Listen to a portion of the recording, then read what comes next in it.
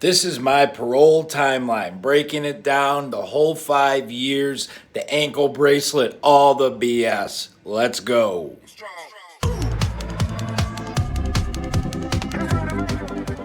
Shout out to the Patreon of the week, Brittany Swift, supporting us, producer level patron.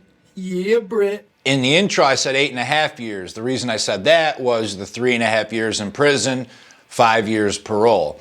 How that parole worked for me was I got a flat bid. In New York, if you either get a flat bid or a split bid. So split bid would be like 2 to 4 or 1 1/3 to 3 or whatever it is. Flat bid, 3.5, 5, 7, 10, whatever. I got 3.5 flat with 5 years parole. Now I was eligible to get out in 3 with good time, and I screwed that up by getting in trouble and keep going to solitary. I explained that in a couple other videos if you missed that. But yeah, so I ended up doing the full 3.5. Got out, so from the day I got out, I had 5 years straight of parole, no eligibility for early release, period. No matter how good I was, which is bullshit to me. I know guys who gotten, 8, 9 violations and getting in trouble and failing tests and showing up late and curfews and everything, who still got off early, eligibility, early release, all that. That goes back to, crime. My crime was considered violent, even though nobody got hurt. It was just violent by New York State law, because it was a burglary, and a burglary in a dwelling where somebody lives is a burglary in the 2nd degree, which is a violent crime in New York State. Why? Because somebody lives there, so the chances of violence go up versus, my attorney said to me when I was in jail, we were going through all the, court and everything. He said, you could have broken into, a dozen stores and stolen $5 million worth of product, and I could have gotten you a lower sentence. The fact that it was houses where people lived is not good. Just because, any one of those houses, if a person's home, immediately there's confrontation and a chance of violence. Now, granted, I'm not a violent person. I didn't do that to anybody. I didn't hurt anybody physically. If anybody was home, I leave and run. I don't try to do anything crazy. Not that justifies it, but now also because of all that, I had an ankle bracelet on. It was supposed to be for a year, ended up being like 16, 17 months, which again was BS because I had 3 different parole officers all write a good report and recommendation for getting the bracelet off on time. And like I've talked about in some other videos, one of the things that bothers me about how the parole system works is my parole officer and me build a relationship. They get to know me, they get to know when things are going well, when they're not, whatever. They write notes and report. Now, something happens, I had an 8 o'clock curfew for most of that 5 years. I show up at 8:15 one day and he's in my driveway, or she. They write down, all right, I'm gonna just write this down as you're 15 minutes late, blah, blah, blah. That goes in the notes and now gets pushed up to the higher ups. That higher up's having a bad day. He stubbed his toe, his daughter's mad at him, I don't know. He doesn't know me. He doesn't know that 15 minutes late was because I got out of work or whatever late, or I genuinely got a flat tire, whatever. My PO sees that, he doesn't. He marks it up, violates you on the spot or whatever for something, and he doesn't know you. She, he, whoever. The higher up, they could just do that, and that pisses me off because it takes away all personalization and motivation for me.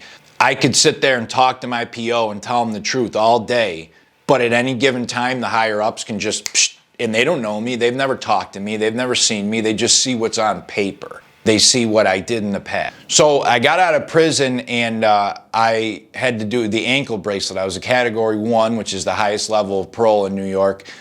And that means the day you're released, you don't even get to, like, your parents can't pick you up from the prison, or your girlfriend or your wife or whoever. Parole picks you up. And the reason they do this is they had some guys that were get out, and then parole says, all right, you got to report within 24 hours to get your ankle bracelet put on. And they would just jet or go out and commit some nasty crime right away. So what they did now is parole picks you up from prison, brings you straight to the office, jams that ankle bracelet on you, and then you can walk out the door so that they get that thing on before anything happens. They pick me up, take me to the office, put the thing on. It was a pain in the ass. My grandma, well, she's kind of like my grandma, and my mom were the ones there to pick me up with the dog. They told them it'd be like noon. I didn't walk out of parole till 6 p.m. They were sitting there in that parking lot for 6 hours. Anyway, I get out. They wouldn't let me live with my parents because they had a dog. This was up to the discretion of the PO at the time, and the PO I had refused to work with anybody, refused to let people live in any house with a dog over 30 pounds. I think that's bullshit because my parents were my biggest support at that time and the best place I could have went. But I don't know what he went through in the past. If a dog attacked him, I don't know, so whatever. But because of that, I had to live with my grandma. So I lived with her, and I wasn't doing the right thing. Nothing changed. I didn't try to change anything, and I started using pretty quick. Ended up getting in trouble. And that ankle bracelet's a pain in the ass, by the way. That thing, they fall off. They're not on very tight for intentionally because I guess somebody in the past, when they used to put them on very tight, like was in a house fire and got that caught on something and couldn't get out.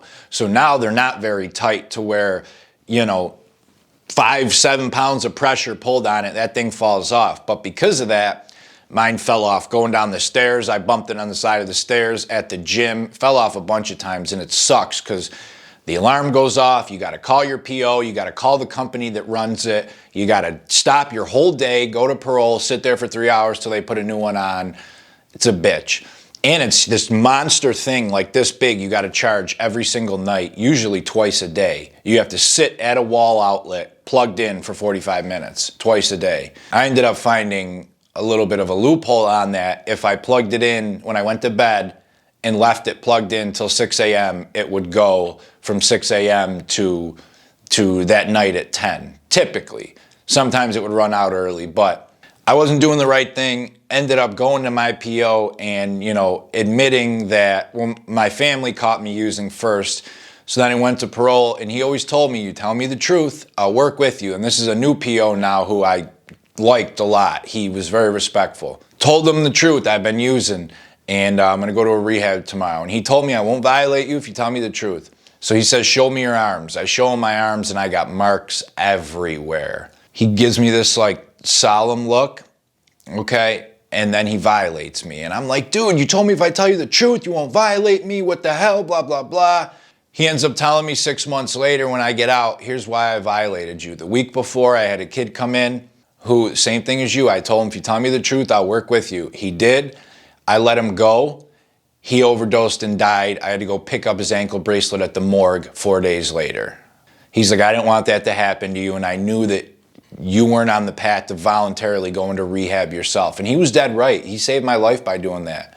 So, but I ended up going to Willard, which is that boot camp I've talked about in other videos. You want to see about it, I'll put a card up. Oh, the whole experience with that is 6 months. The boot camp's like 3.5 months, and then a couple months in county jail and prison reception waiting. Did that, got out. I had the same PO when I got out, surprisingly, and he was that same guy that I liked. Had him for a while. Then had a bunch of different ones. I had 13 total. Some for like 3-4 days, some for a while. Most of them were fine. Kind of worked with you. They're like, if you're doing the right thing, I'm going to not bust your balls. I know that by law, there's a certain amount of times they got to come check on you at your house. They got to come check on you at your place of employment, things like that. And I think there's a big difference of how they do that. So that one that I liked, this is another thing that made me respect him more. He called me one day, hey, you at work? I said, yeah. He said, all right, I'm going to be there in 5 minutes. Is there a back way in? I said, yeah, it's a restaurant, sure. He said, well, can you and your manager meet me out back? And we did, and he just, okay, I just want to see that you're here and you're working. And he talked to my manager for a minute. So, Kyle's coming in every day, and yep, you know, my manager said, yeah, doing well, here on time, good worker. I ended up talking to him like a week later. You know, I asked him why, you know, why the back door, why kind of do it like that? And he's like, well, you know, I don't want to come barging in the front of a restaurant, because when they come, they're fully suited. They got the gun, they got the vest that says police on the front, parole on the back. They're fully like suited up in the unmarked car with all the antennas, 2 of them, always 2 of them. He's like, I don't want to come in a restaurant fully suited, you know, where's Kyle? He's, you know, it makes you look bad. It makes the restaurant look bad. He's like, you know, we have respect for you and your employment. And I liked that a lot. I thought that was a respectful thing, because a different one I had didn't give a shit. Came right in, didn't give a shit. Walked right in the front door. All the customers, you know, all these little old ladies and old men are, you know, oh my God, what's happening? And then they, you know, they see me come out and I got to talk to them there. And it's this whole scene.